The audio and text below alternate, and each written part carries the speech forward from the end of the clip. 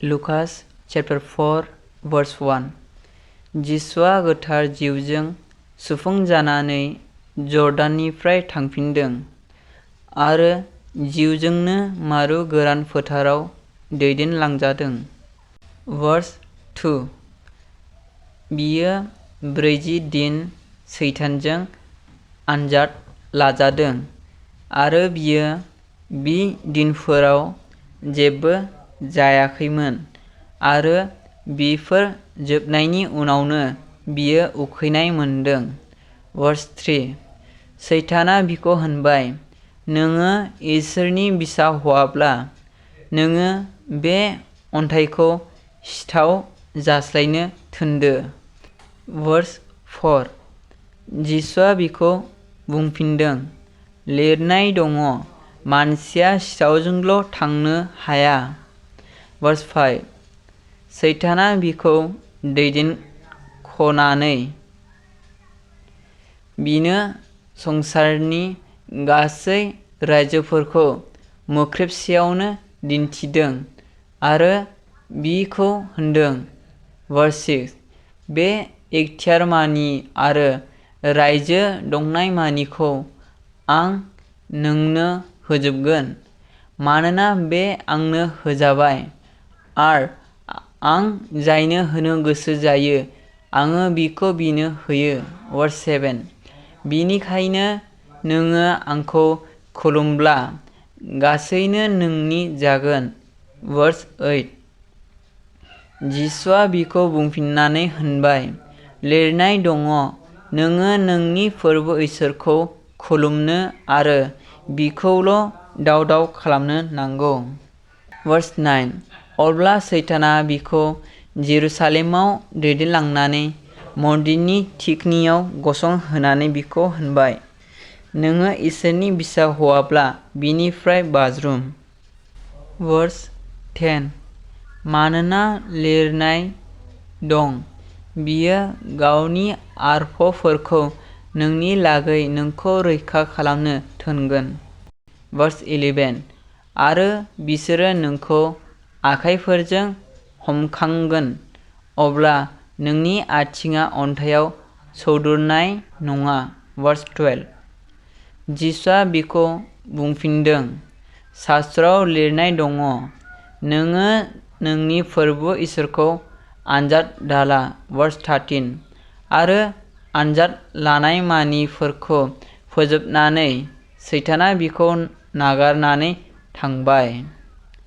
Verse 14 जिसुआ गालिलाव थांफिनदों आरो गोथार जिउनि बोलोआ बिजों थादों आरो सोरगिदिंनि हादरमानियाव बिनि मावनायफोरा आराव जादों। Verse 15 बियो बिसोरनि खुलुमग्रा न'फोराव फोरोंनायमोन आरो बयजोंबो बाख्नायजादों। Verse 16 उनाव बियो नाजारेथआव थांदों, जेराव बियो देरबाय लावबाय आरो बियो गावनि हुदा बायदि साबातनि दिनाव खुलुमग्रा न'आव हाबनानै शास्त्र फरायनो थाखाय गसंदों।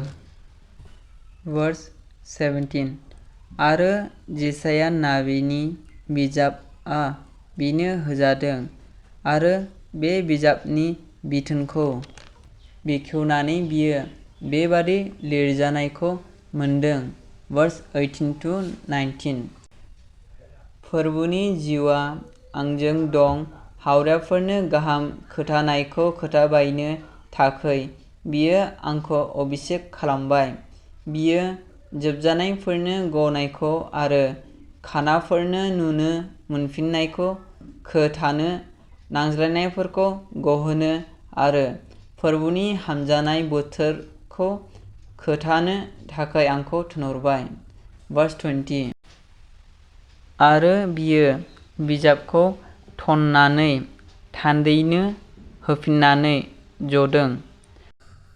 Verse 21 आरो खुलुमग्रा न'आव थानाय बयबो बिनि थिङैल' नायहाबदों। अब्ला बियो बिसोरखौ होननो हमदों, दिनै बे गोथार लिरनाया नोंसोरनि खोथानायजोंनो जाफुंबाय। Verse 22 आरो बयबो बिनो मोजां साखि होदों आरो बिनि खुगानिफ्राय ओंखारनाय दयानि बाथ्राफोराव सोमोनांनानै होनदों, बेनो जसेफनि फिसाज्ला नङा खोमा। Verse 23 आरो बियो बिसोरखौ होनबाय, नोंसोरो गमामा आंनो बे फिदिंनाय बाथ्राखौ होनगोन खोमा? अ सोखाग्रा, गावखौ सोखादो। जोंनि खोनानाय काफारनाहुमाव मावजानाय मानिफोरखौ बेयावबो गावनि बिफानि नोगोराव खालाम। Verse 24 आरो बियो होनबावदों, नंथारगौ आं नोंसोरखौ होनो, रावबो नाबिया गावनि बिफानि हादराव नाजावजाया। Verse 25 आरो आङो नोंसोरनो नंगौखौ होनो, एलिजानि दिनफोराव जेब्ला नख्रांनिफ्राय बोसोरथाम दान्द अखा हायालाबानो थादों आरो गेदेर आंखाला हादर मानियाव जादों, गोबां बालन्टिफोर इजराइलाव दंमोन। Verse 26 नाथाय सिदननि सारेप्तानि बालन्टिखौ नागारनानै एलिजाया बिसोरनि रावनियावबो थोनहरजायाखैमोन। Verse 27 आरो एलिजा नाबिनि आमोलाव गोबां खुरिया गोनांफोर इजराइलाव दंमोन, नाथाय सुरियानि आराम नामानखौ नागारनानै बिसोरनि रावबो सोखाजायाखैमोन। Verse 28 अब्ला खुलुमग्रा न'आव थानायफ्रा बयबो बेफोरखौ खोनानानै बोराबनायजों सुफुंजादों। Verse 29 आरो सिखांनानै बिसोरो जिसुखौ नोगोरनि बाहेरायाव होहरदों आरो जे हाजोनि सायाव बिसोरनि नोगोरा लुजाबाय, बे हाजोनि थिखिनियाव बिसोरो बिखौ लांदों। बिसोरो नाख्लायहरनो हास्थायदों। Verse 30 नाथाय बियो बिसोरनि गेजेर गेजेर थाबायनानै गावनि लामाजों थांदों। Verse 31 अब्ला बियो गालिलनि काफारनाहुम नोगोराव ओंखारलांदों आरो बियो मानसिफोरखौ साब्बातनि दिनाव फोरोंदों। Verse 32 मानसिफ्रा बिनि फोरोंनायाव सोमोनांदों, मानोना बियो एखतियारजों रायनायमोन। Verse 33 आरो खुलुमग्रा न'आव बादुवा जिउ गोनां सासे मानसि दंमोन आरो बियो गेदेर रावजों होज्रिदों, ओइ नाजारेथनि जिसु, नोंहा जोंजों मा खामानि दं? Verse 34 नोङो जोंखौ संहार खालामनो फैबाय नामा? आं मिथिगौ नों सोर, नोङो इसोरनि बि गोथारानो। Verse 35 जिसुआ बिखौ सिगिनानै होनदों, सिरि था आरो बिनिफ्राय ओंखारलां।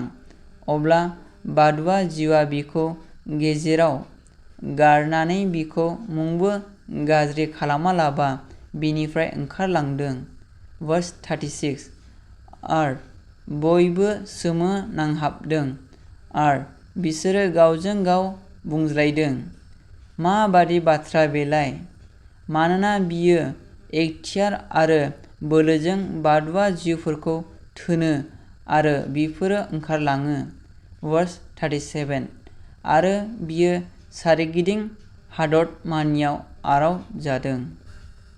Verse 38 बियो सिखांनानै खुलुमग्रा न'निफ्राय सिमननि न'आव हाबहैबाय आरो सिमननि बिखुनजोआ गोब्राब लोमजानायजों सैनांनायाव दंमोन आरो मानसिफ्रा बिनि लागै जिसुनियाव खावलायदों। Verse 39 अब्ला बियो बिनि साखाथियाव गसंनानै लोमजानायखौ सिगिदों आरो लोमजानाया बिखौ नागारदों आरो बियो थाबनो सिखांनानै बिसोरखौ दाव-दाव खालामदों। Verse 40 आरो सान हाबनायनि उनाव बयबो बायदिसिना बियार गोनां गावसोरनि लोगो जब्राफोरखौ बिनियाव लांदों आरो बियो बिसोर साफ्रोमनिबो सायाव आखाइफोर दोननानै बिसोरखौ सोखादों। Verse 41 भुतफ्राबो नोङो इसोरनि फिसा हौवा होननानै गाबज्रिनानै गोबां मानसिफोरनिफ्राय ओंखारलांदों। बियो बिफोरखौ सिगिनानै सिरि थानो थिनदों मानोना बियो ख्रीष्ट होननानै बिसोरो मिथिदोंमोन। Verse 42 आरो नखानायै बियो ओंखारलांनानै स्रिं-स्र' जायगायाव थांदों। अब्ला दाफाफ्रा बिखौ नागिरदों आरो बिनियाव थांनानै बियो बिसोरनिफ्राय थाङि बादि बिसोरो बिखौ हमथानो हास्थायदों। Verse 43 आनथाय बियो बिसोरखौ होनबाय गुबुन गुबुन नोगोरफोरावबो आङो इसोरनि रायजोनि गाहाम खबरखौ खोन्थानो नांगौ मानोना आङो बिनि थाखै थिनहरजाबाय।